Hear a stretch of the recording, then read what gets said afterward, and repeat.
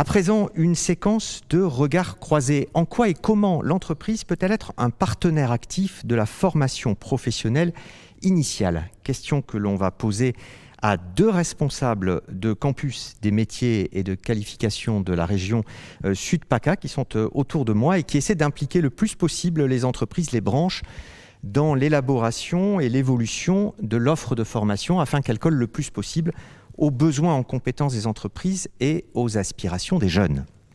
Alors on va démarrer par un petit tour de table pour que l'un et l'autre se présentent et on va commencer par vous, Denis Herrero. Bonjour.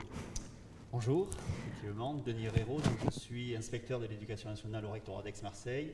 J'ai effectivement en charge depuis 2017 la direction opérationnelle donc, du campus des métiers de qualification de la relation client Sud et je travaille également sur une mission de contrôle pédagogique des formations par apprentissage. Alors je vais vous laisser aussi décrire peut-être un peu mieux votre campus. Quels sont les éléments clés de ce campus? Quel type de personnel y travaille? Quelles sont vos missions?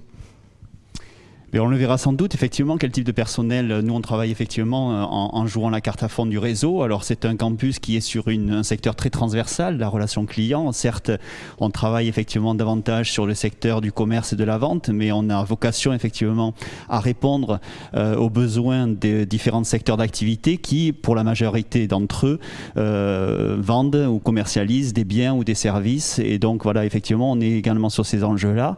On est porté par deux branches et notamment le club des centres de contact Provence-Alpes-Côte d'Azur qui regroupe l'ensemble des centres de contact en PACA et c'est vrai que c'est relativement dynamique à ce niveau-là et il y a énormément de turnover donc il y a un besoin effectivement relativement permanent de monter également en compétences et puis on est également porté par le commerce de gros et international qui effectivement voit dans le campus une certaine opportunité pour faire évoluer également les compétences et participer à la formation. Voilà, sinon voilà, on joue la carte à fond du réseau avec des établissements. On a à peu près plus d'une centaine d'établissements sur l'ensemble de la région. On joue réellement la carte de la région, c'est-à-dire qu'on essaye effectivement d'être présent partout et donc d'agir surtout, c'est peut-être notre particularité, en proximité. Merci beaucoup. Alors je me tourne à ma droite vers Laurent Renaud. Bonjour. Bonjour. Alors même petit exercice, quelques mots pour vous présenter votre campus. Donc directeur opérationnel du campus Industrie du Futur Sud depuis maintenant 2014-2013. Donc on fait partie des premiers campus labellisés de France. Hein. Donc à la base, donc on est bien sur un label qui obéit à un cahier des charges national interministériel. Et dans cette démarche, effectivement, il y a différents types d'incarnation de ces campus. Et en région, comme l'a souligné Denis, on est sur ce collectif, ce réseau. On fait émaner des lieux d'excellence qui incarnent aussi physiquement ce campus.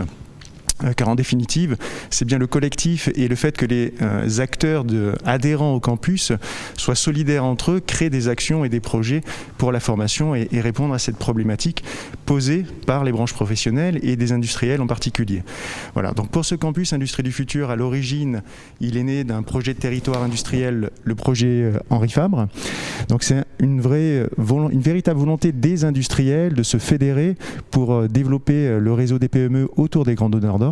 Donc développer les compétences également faisait partie du cœur du projet, d'où la naissance du campus. Voilà. Donc les briques technologies de l'industrie du futur sont notre défi, mais également les métiers en tension, les métiers d'aujourd'hui sont également dans notre secteur d'activité. Et on va voir qu'il y a quelques différences entre vos deux campus, notamment assez structurés avec l'industrie du futur, avec des partenaires sociaux qui sont assez structurés et fédérés depuis de longues années. C'est un petit peu moins le cas sur la relation client, Denis Herrero. Et c'est une première question finalement assez en amont. Comment est-ce qu'on implique les entreprises et les représentants des branches dans la gouvernance et dans la décision des campus? Et ça déjà, c'est un défi parce qu'on ne raisonne pas trop en filière en France, on raisonne encore beaucoup en branche professionnelle. Oui, vous avez raison. C'est vrai qu'on est effectivement sur un travail de longue haleine pour faire reconnaître effectivement également la valeur ajoutée de ce qu'est le campus. C'est un label effectivement, c'est porté par les régions et par l'État, mais ça n'a pas encore forcément beaucoup de reconnaissance, je dirais, officielle, si ce n'est que par l'action. Et c'est peut-être effectivement sur cet enjeu-là que nous, on essaye de travailler en région pour essayer justement de montrer par le faire la valeur ajoutée de ces campus. Alors, comment on les implique? Je disais, c'est un travail de longue haleine parce que que, au-delà, je dirais, de la présence dans le comité de pilotage des branches, on a un comité de pilotage avec donc représentatif avec l'ensemble des membres, à la fois représentant les branches et les entreprises. Et donc, pour ce qui me concerne, c'est 3PACA notamment et CGI. Donc la relation client et le commerce de gros. Voilà, exactement. Mais on ouvre effectivement et souvent à d'autres représentants du territoire. Et puis ensuite, on a les branches institutionnelles et les branches de la formation, de manière à ce qu'on ait effectivement donc un regard croisé également au sein de ce campus et que l'on porte réellement des dynamiques, parce que l'enjeu au-delà du réseau, c'est déjà, je dirais, ça se fait déjà. La notion de campus, c'est un vocable qui est très utilisé aujourd'hui, mais notre objectif, c'est quand même c'est le renouvellement en fait de l'appareil de formation pour coller davantage aux besoins des entreprises, et c'est aussi participer au développement économique du territoire. Et c'est vrai que c'est un enjeu, nous, que l'on prend à bras le corps, et qui est effectivement pour les entreprises et pour les branches un enjeu capital au-delà du développement des compétences des salariés, mais c'est également effectivement agir réellement pour participer au développement économique de notre territoire. Merci Denis Herrero. Alors je vais me tourner vers Laurent Renaud. Même question, comment favoriser une plus grande implication des branches professionnelles constitutives d'une filière, à la fois dans la gouvernance, quel type de gouvernance, et aussi bien sûr dans les décisions prises? Alors, sur le début, donc la première partie, l'implication des branches, en tout cas au niveau de la formation, je ne sais pas si c'est une spécificité de la région, mais bien avant les campus, d'une certaine manière, la branche professionnelle, notamment via son centre de formation d'apprentis, historiquement basé à Istres, a créé des liens avec les établissements de formation de l'éducation nationale, mais également de l'enseignement supérieur. Donc un réseau préexistait déjà entre les compétences de la branche, leurs formateurs, mais également les formateurs et les enseignants de l'éducation nationale, et une vraie relation de confiance existait dans le cadre de la formation. Donc ça, c'est le creuset en fait du projet vient pour cette partie de la formation. Et ensuite, on avait la problématique réellement des industriels. J'ai plusieurs sujets que l'on traite, notamment sur la microélectronique, l'énergie, etc. Maintenant, on a réellement une implication, une demande des industriels directement au campus au sens associatif. Donc, si on parle de gouvernance, le cheminement a été en 2015, comme on le fait généralement, je dirais, dans nos institutions, une convention de partenariat. Et il est vrai qu'au moment de renouveler ce label, j'ai interrogé donc mes industriels, et clairement ils se retrouvaient davantage dans une structure juridique dans laquelle ils pouvaient pleinement faire partie de la prise de décision, contrairement finalement à ces systèmes de conventions de partenariat qui, pour en tout cas le monde économique, a quelque part moins de valeur que cet ancrage vraiment juridique. Encore plus en amont, il y a la question du rapprochement entre le monde de l'éducation et le monde économique, avec un certain nombre d'initiatives. On voit que c'est très hétérogène, très variable d'un endroit à l'autre, avec les différents lycées, etc. Ça dépend parfois de la personnalité des chefs d'établissement, enfin ça dépend de beaucoup de choses. Comment, selon vous, quels peuvent être les leviers pour démultiplier ces initiatives de rapprochement, pour mieux se connaître et en même temps, du coup, pouvoir faire évoluer correctement l'offre ? Alors effectivement, la pérennisation de ces dispositifs, elle est beaucoup attachée aux personnes pour l'instant. On est finalement à animer ces campus. Souvent, c'est une personne, un équivalent temps plein, Denis ou bien moi-même. Moi, j'ai maintenant une collègue qui travaille avec moi. Donc, l'initiative... Ça paraît incroyable, voilà. Au regard du périmètre que vous avez l'un et l'autre, d'ailleurs. Et c'est un peu l'identité aussi campus. Quand elle est en réseau, il y a d'autres systèmes qui existent vraiment, en créer un lieu, mais peut-être plus proche d'un lycée des métiers. Cette création de réseau, je la compare souvent à l'Europe et nos États. Donc, on a ce drapeau européen. Les États-nations n'ont pas toujours envie ou ne le mettent pas forcément en avant, en tout cas les gens qui le constituent. Et cette comparaison-là, je l'assimile souvent au campus, où lorsqu'on va chercher, où on monte des projets collectifs, finalement on est dans le cadre du campus, mais en aucun cas je ne souhaite enlever la marque des écoles comme les arts et métiers, l'école des mines. Ce sont des marques fortes, mais par contre elles contribuent dans ce collectif et au sein de cette association à construire et à co-construire des projets. Je vais te donner un exemple tout simple sur la microélectronique. Il y a une problématique d'intelligence artificielle pour la fabrication de microcontrôleurs. La volonté de ST Micro, c'est de monter en compétence tous les cadres sur cette partie intelligence artificielle et production. On a un groupe de travail actuellement qui associe Aix-Marseille Université et l'École des Mines et l'Université de Nice qui a été lauréate du 3IA, donc sur l'intelligence artificielle. Et finalement, L'idée de ST, c'est pas de créer son centre de formation, mais c'est bien de réunir les forces d'un territoire pour pouvoir résoudre son problème, et c'est ça l'enjeu en réalité. Seuls, ils n'y arriveront pas. C'est ça, le campus est au cœur de cette mise en réseau. Denis Herrero, de quelle manière vous-même vous pensez que la démultiplication d'un certain nombre d'initiatives pour rapprocher le monde économique et le monde de l'éducation est possible? Peut-être quelques exemples à citer d'initiatives, de bonnes pratiques? Alors, on en a certes, et encore une fois, on n'est pas forcément modèle. Nous, ce qu'on essaye de cultiver, effectivement, c'est de jouer tout ce que les autres ne font pas. Donc, effectivement, on essaye d'innover, d'expérimenter des choses. Notre ambition, quand même, c'est de changer le modèle rapidement. C'est ce qu'on nous demande, finalement. Et c'est vrai que l'appareil de formation, on n'est pas, effectivement, à travailler sur du long terme. L'objectif, c'est réellement sur du court terme. Et on joue cette stratégie de démultiplication en essayant, justement, de travailler sur des structures qui ont déjà une représentation régionale. Par exemple, la Fédération de la vente directe, PACA et Corse, qui nous permet en fait de travailler à une échelle régionale, de travailler avec des entreprises de proximité. Et nous, notre travail, c'est effectivement donc de faire l'appariement entre ces entreprises et les établissements locaux pour réellement, dans le cadre par exemple, là on est au cœur finalement de cet enjeu de transition. Alors la digitalisation, elle a déjà, je dirais, c'est d'actualité encore, mais c'est vrai qu'on y a beaucoup travaillé. On va de plus en plus également sur la transition environnementale, mais la transition digitale, ça a été un objet, et c'est vrai que c'était réellement donc un objet de travail avec la Fédération de la vente directe notamment. Et puis ensuite, c'est d'autres structures comme des chambres consulaires. On travaille beaucoup avec les chambres consulaires, avec l'ACMAR, PACA, avec la CCI, par exemple au niveau de la métropole d'Aix-Marseille-Provence, ce qui nous permet effectivement de toucher en fait là par exemple sur la Fédération Commerçante 13 l'ensemble des commerces de la métropole, et toujours dans la même problématique d'accompagnement à la digitalisation des commerçants. Et là vous êtes en contact avec un certain nombre de professionnels. Alors avant de vous poser la question de quelle adaptation ou construction d'une offre de formation avec ces professionnels, juste un mot peut-être sur un certain nombre d'initiatives. Il y en a beaucoup, le réseau éducation économie, ingénieurs pour l'école, entreprendre pour apprendre dès le collège, ou finalement qui organise des rencontres entre des jeunes, des professionnels et des enseignants, et qui contribuent peut-être aussi à faire évoluer les regards des uns et des autres. L'éducation nationale, vous êtes inspecteur de l'éducation nationale, étant encore souvent perçue avec une image un peu d'usine à gaz, un peu poussiéreuse, alors que vous poussez pour changer cette image et montrer tout ce qui peut être fait.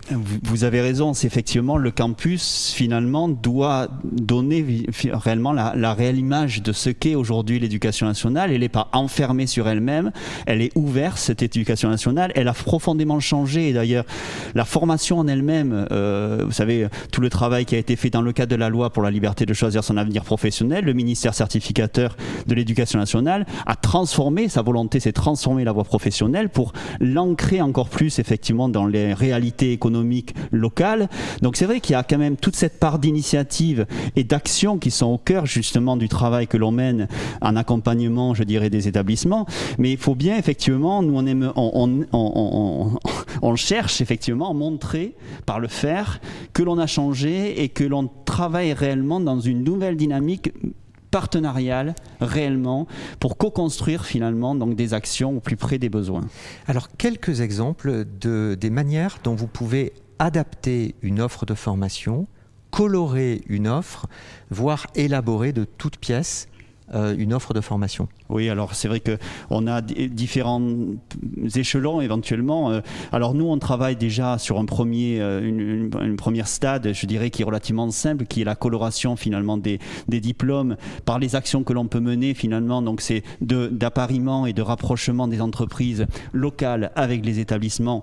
Et là, je vous parlais du BTS négociation et digitalisation de la relation client, du BTS management commercial opérationnel. On mène réellement des opérations, ce qui nous permet réellement donc de contextualiser contextualiser la formation au plus près de la réalité économique. Donc alors, un exemple, coloration du diplôme, là, en l'occurrence, ça veut dire quoi?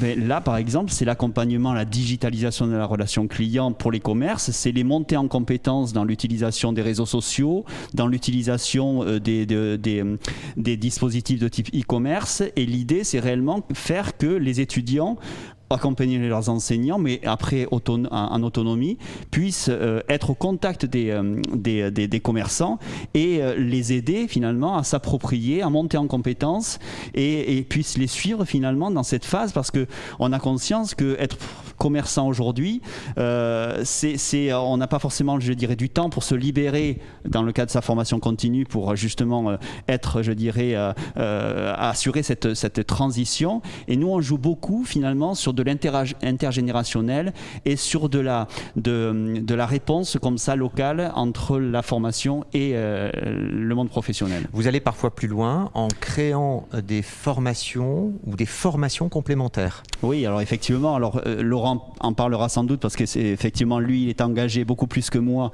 sur cette dynamique-là, mais on a pour projet effectivement de construire des formations dès l'instant où on n'a pas forcément dans nos référentiels de formation des contenus qui sont adaptés réellement à des besoins que l'on a identifiés aujourd'hui. On a la possibilité effectivement de construire ce qu'on appelle des formations complémentaires d'initiatives locales, qui sont à la différence d'un diplôme, une structure qui est un peu temporaire pour essayer de répondre finalement aux besoins. Alors moi par exemple dans mon domaine, c'est sur la finance responsable, parce qu'on voit finalement aussi dans le cadre par exemple des BTS banque, assurance, etc., on voit finalement le besoin qu'ont aujourd'hui les jeunes et bien sûr les professionnels de travailler autour de cette notion de label responsable.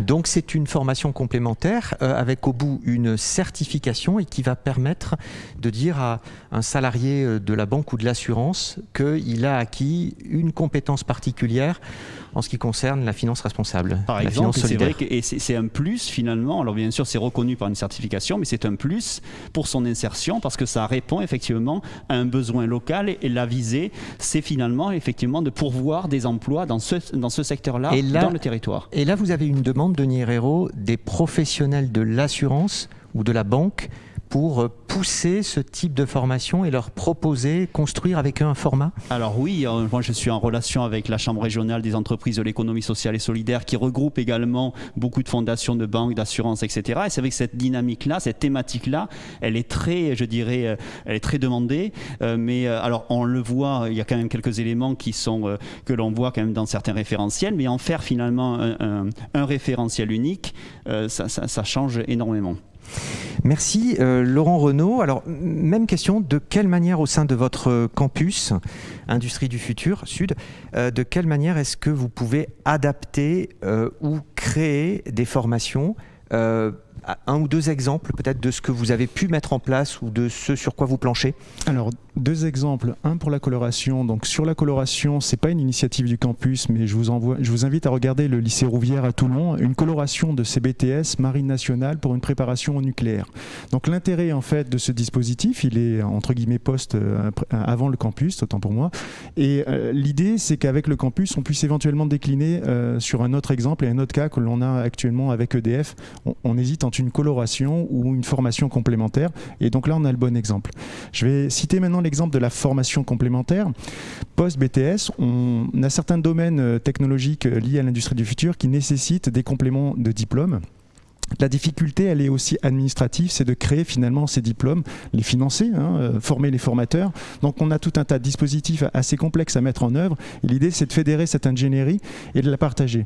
L'exemple de la FCIL est un bon moyen de rémunérer finalement les enseignants. Et on a une longue période de stage relativement peu onéreuse pour les entreprises. Sur la formation complémentaire. Sur la formation donc complémentaire. Et qui permet, in fine, l'ambition, c'est qu'au bout de 2 sessions, on utilise France Compétences et on crée un titre professionnel. Donc là, on aurait une équivalence de Bac+3 post-BTS créée au sein, par exemple, d'un EPLE, enfin d'un lycée. Donc ça, c'est un exemple lié avec une FCIL qu'on fait tourner 2 ans et on va sur le RNCP. Là, c'est l'exemple d'un bachelor qu'on développe sur le lycée Jean Perrin à Marseille. sur l'ingénierie numérique, voilà, où on a du digital, de la conception jusqu'à la réalisation. Au dispositif qui peut être utilisé, branche professionnelle, ils font exactement la même chose, post-BTS, mais ils n'utilisent pas la FCIL, ils utilisent le CQP qui permet par contrat pro, certificat de qualification professionnelle, voilà, qui permet de financer la formation, c'est le vrai sujet. On crée des nouvelles formations, mais en réalité, quand même, elles ne sont pas au RNCP, elles sont éligibles malheureusement à aucun financement quasiment. Donc la problématique, c'est de trouver les financements, avoir les plateaux techniques aussi adéquats. Donc là, c'est des objets des programmes d'investissement en avenir qu'on peut déposer et des recherches de financement avec la région. Voilà un petit peu cette ingénierie de coloration, de création de formations complémentaires qu'on cherche même à faire reconnaître en tant que titre professionnel. Voilà. Alors, il y a un certain nombre de demandes qui commencent à émerger et en même temps, vous vous heurtez parfois à certains freins en mettant en avant des projets, en élaborant des formations qui, au final, ne sont pas forcément très sollicités par les acteurs. Ça, ce type de frein-là, c'est lié à quoi? À des prérogatives parfois d'acteurs ou de branches professionnelles qui voient le campus comme éventuellement un acteur concurrent, une difficulté de mise en réseau de tous les acteurs ou de coordination? L'idée du campus, c'est de décloisonner. Et il est vrai que dans nos institutions, dans les entreprises, etc., chacun a quand même son périmètre d'action et la difficulté en fait que l'on a à gérer, c'est de ne pas oublier l'objectif que l'on a et en tout cas que je me donne en tant que directeur opérationnel, c'est finalement former des jeunes et des moins jeunes, on est aussi dans le cadre de la formation continue, à s'insérer dans le monde professionnel tout en répondant finalement à une problématique économique. Voilà en tout cas ma mission. Et finalement, c'est d'aller travailler avec l'acteur le plus pertinent. Et parfois, il est vrai qu'on peut des fois avoir des petites tensions. Je vous ai cité l'exemple du bachelor, je peux vous assurer que je peux en avoir aussi. On fait une initiative de FCIL, on voudrait la reconnaître au sein d'un lycée. Parfois, le dispositif se fait très très bien dans un lycée. Au niveau de l'enseignement supérieur, on est dans un domaine, voilà, il faut travailler avec l'enseignement supérieur. Là, en l'occurrence, on l'avait fait avec une école d'ingénieurs. Voilà. Encore une question alors sur cette notion, dimension multipartenariale. Ça, c'est une vraie difficulté avec des effectifs limités, hein, vous l'avez dit tout à l'heure, pour les campus que vous représentez, c'est qu'il y a beaucoup de monde à mettre autour de la table et que vous vous rendez compte naturellement que vous ne pouvez pas faire seul, mais en même temps, c'est particulièrement chronophage. En tout cas, au niveau du pilotage d'un campus, on a le territoire, la région, Denis l'a cité, la région académique, donc avec notre recteur et toutes les académies, et on a le monde économique. Alors, en région sud, on a un regroupement pour l'industrie de branches professionnelles qui s'appelle Industrie Méditerranée. Donc, ce triptyque, finalement, pilote le campus. Mais on a des collèges aussi avec les entreprises, un collège avec les différents acteurs académiques, lycées et enseignement supérieur, et un collège acteurs territoriaux. Voilà. Donc ça, c'est vraiment notre panel de gouvernance. Et il est vrai qu'il ne faut pas que ce soit systématiquement descendant. C'est un peu le travers que j'avais au départ. Un collègue m'avait comparé à l'Europe aussi à Maastricht. Il y en avait une personne qui parle et descend un petit peu son plan d'action. Et donc, co-construire, c'est trouver le bon équilibre entre un bureau à 8 membres qui représente bien tout le monde et l'Assemblée générale où effectivement on aura un plus grand nombre de personnes. Donc, cet équilibre est difficile à trouver et en même temps que chacun soit entendu de manière équitable, c'est l'enjeu en fait, hein, pour pouvoir fédérer et pouvoir pérenniser finalement ce dispositif. Merci. Alors il y a un certain nombre de questions qui arrivent et certains chercheurs, experts du CEREC qui répondent au fur et à mesure. Il y a une question qu'on n'a pas encore évoquée, Denis Herrero, c'est celle de l'articulation entre les titres professionnels et les diplômes. Alors les titres professionnels, ils commencent un peu à monter en puissance, mais ils sont encore peu connus et souvent dans un parcours, c'est pas facile d'articuler les deux. C'est l'objectif de la loi, dans tous les cas, édifier une société de la compétence. C'est effectivement, à un moment donné, essayer de faire table rase de l'existant, ou du moins, dans tous les cas, d'essayer de voir l'existant et de voir comment, finalement, peuvent s'opérer des parcours de formation qui créeraient, finalement, des liens entre diplômes, certifications.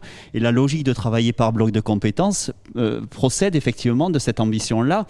Alors, c'est vrai qu'on peut, effectivement, nous, on a l'intérêt, parfois, de construire des parcours qui permettent, par exemple, à la sortie d'un diplôme, de poursuivre et d'encourager vers des titres professionnels, par exemple, parce que ça permet de développer, je dirais, la maturité professionnelle du jeune, parce que le titre professionnel a cet avantage, effectivement, de concentrer, en fait, son programme sur de la spécialisation professionnelle. Et donc, on développe ainsi la maturité professionnelle. Et puis, cela permet, effectivement, d'accroître son insertion professionnelle. Donc, je dirais que c'est un parcours gagnant-gagnant. Maintenant, tout l'enjeu également, à notre niveau, c'est d'essayer, dans notre volonté, parce que c'est dans notre cahier des charges, d'essayer de renouveler en fait l'appareil de formation, c'est de créer des parcours qui ne seraient pas forcément effectivement dans ce terme de mixité, diplôme, titre, mais de créer réellement des parcours qui intègrent des blocs de compétences qui relèveraient de différents ministères, pourquoi pas, parce qu'on voit finalement qu'il y a un intérêt également que l'on interagisse avec nos collègues du ministère de l'Agriculture, avec nos collègues du ministère de la Santé, de l'Économie, avec bien entendu le ministère du Travail, et donc des logiques qui viendraient à un moment donné permettre de reconnaître ces blocs de compétences entre ministères et construire des parcours pour faire valoir à un moment donné un titre, un diplôme. Vous savez aussi, bien entendu, on est au CEREC, je dirais la valeur ajoutée d'un diplôme sur l'insertion professionnelle, voilà, c'est cet objectif-là. Merci. Laurent Renaud, un mot très court pour conclure cette séquence, justement sur la manière de promouvoir peut-être cette articulation et peut-être de raisonner beaucoup plus en filière et moins en branche professionnelle. Bon, la notion de filière branche professionnelle, là, la distinction est assez... Voilà, donc on a effectivement cette notion, l'industrie au sens large, et au sein de l'industrie, on a différents débouchés, etc. Donc là, en tout cas, personnellement, je n'ai pas de cloisonnement, de contrainte ou de problématique sur cet élément. La notion de diffusion de cette association, je pense que c'est par les résultats qu'on arrivera à fédérer. Hein. On est sur la preuve de concept, on fait des petits pas, et l'idée, c'est de montrer que le collectif, convaincre par l'action. Et c'est en fait vraiment l'engagement et la mission qu'on s'est donnée. Voilà. Merci beaucoup. Merci à tous les deux pour votre contribution au débat.